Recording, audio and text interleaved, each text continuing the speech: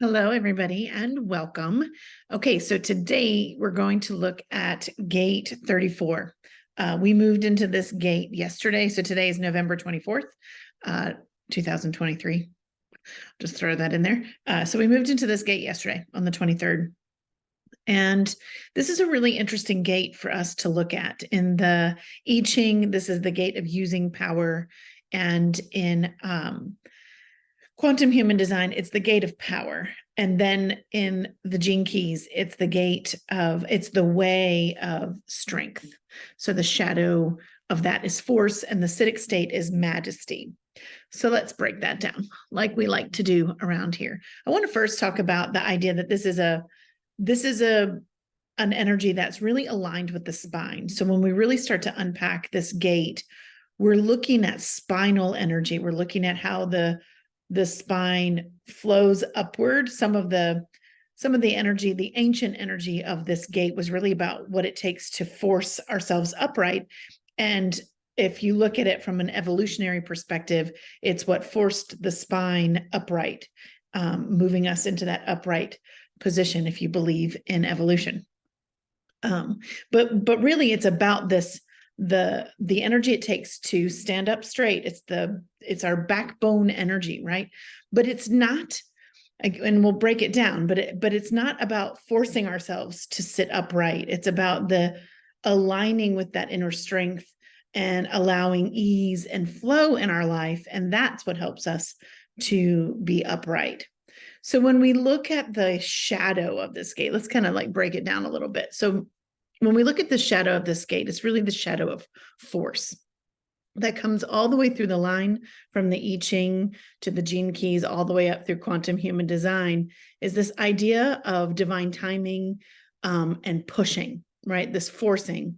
We are a society that's highly conditioned to push. We actually have told many hero stories about the idea of pushing, forcing, and persevering. We've lived through several centuries in which the person that pushes gets what they want. The person that perseveres gets what they want. And we've revered that. We've held it up as the way to get where we want to go, sticking with something, sticking through something, pushing against something so that we can have what we want.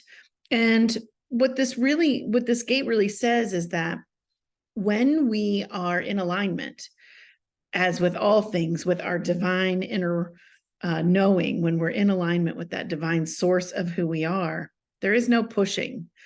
Even Richard Rudd opens talking about this gate with the dilemma of trying, and Yoda's famous "do or do not, there is no try," right?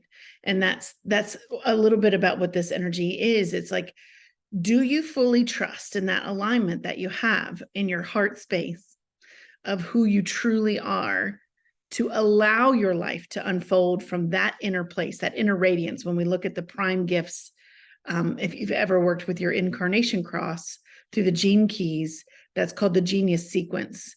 And it basically helps you walk through your 4 prime gifts. And one of those gifts is your radiance. And your radiance is really about being fully aligned with your purpose and the strength it takes to stay aligned with that, but strength coming not from forcing, but from allowing. It's a divine feminine strength that comes from being receptive, from being flexible, from going with the flow of life instead of trying to push your way through your life. It's this energy that helps us have that initial spark. And so it's actually a fire over a metal gate. So there's this initial spark, this initial will for something to happen, and then the trusting that the thing will happen instead of this need to kind of push something into existence. And so when we really dive into the shadow of this is the shadow of pain, especially in the spine. It's about where the spine compresses because we're not staying in flow or flexibility. And so, and most of us try to avoid the pain, either like make it go away completely by taking some sort of supplement or medication, or we look outward for a way to fix the pain. We might go to chiropractors or acupuncture, and lots of different ways we might look outward to help heal the pain. And I'm not saying that you don't do those things, because pain relief is nice, and we've all been there. But when we avoid the pain completely by doing those, if we don't, this gate really asks us to be willing to go into the pain, to listen to the pain. What is the pain trying to communicate with us? What is it wanting us to learn, share, grow, release, so that we can be in flow? Because so much of us have conditioning around persevering and forcing our way through. So when we really get into that pain, it's really about self-belief. Now, we've looked at this, right? And this is the thing that I love about the Gene Keys, is or the I Ching in general, is that it moves you through a series of 64 ways, and they all relate to each other. They build upon each other. They help us to unpack deeper and from different perspectives. And so we've been looking a little bit at core wounds and pains and how they show up in the body. And this gate is asking us to look at that deep shadow of to go into the pain instead of trying to avoid it. And it's asked us, once we're in there, to say, how am I in alignment with my divine self? How am I sacrificing my truth or betraying my truth to force myself to stay in situations that don't bring ease, that don't bring flow into my life? Because we are deeply afraid of change. That's one of the things that humans across the board are deeply afraid of. And so this gate asks us to look at, like, where are we forcing ourselves to stay in careers or relationships, or even our own internal narrative that we're the victim in some way, that we're forcing ourselves to stay in a belief system or a thought pattern or an emotional disruption that is causing us pain, instead of finding the ease. And we do that because we're so afraid of change that we will choose what seems safe. And sometimes what seems safe isn't always what's right for us. And so we're looking at that as a collective right now. We're looking at, where am I choosing what feels safe versus what is my true authentic purpose? What is my true authentic calling? What is my radiance? What am I here to be? How am I here to really tap into my inner strength?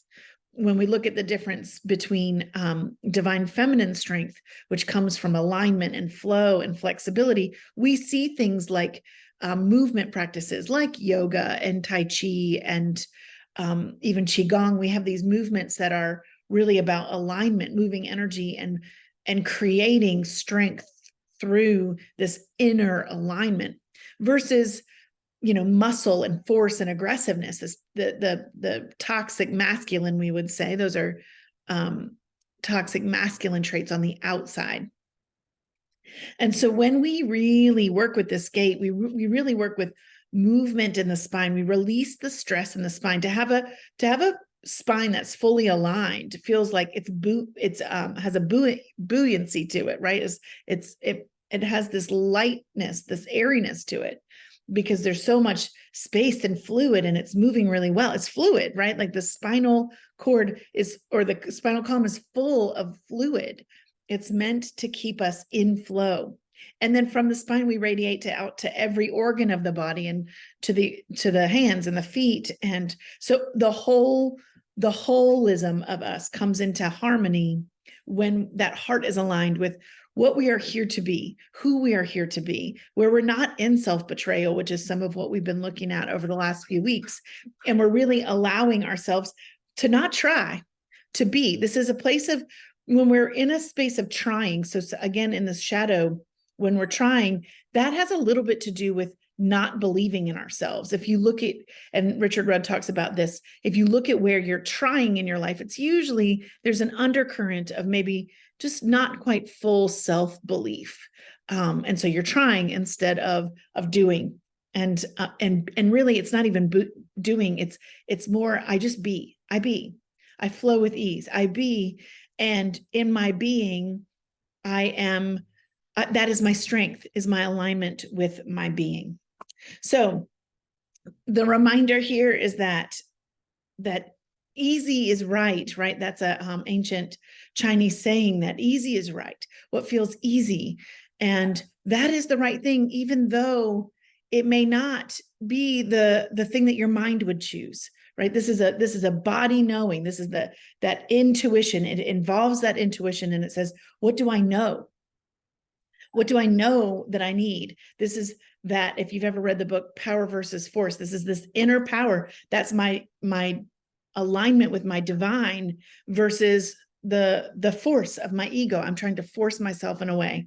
And so Karen Curry Parker in the Quantum Human Design would talk about this, about being in alignment and being in divine timing and trusting in the self and divine time and alignment, and knowing what is right for you, your truth versus what you've been told, or someone else's truth, or someone else's conditioning, or someone else's story. So, this is one of those easy ones. Like, it should be pretty easy, right? Just to find that inner knowing. The truth is it is easy. It is easy to get in the heart space. Every single time you practice getting back in the heart, you're strengthening your that inner resilience. That is where we persevere from, is from the heart space, and not from the mind, and not from force. So good luck with this one, y'all, and I will see you soon.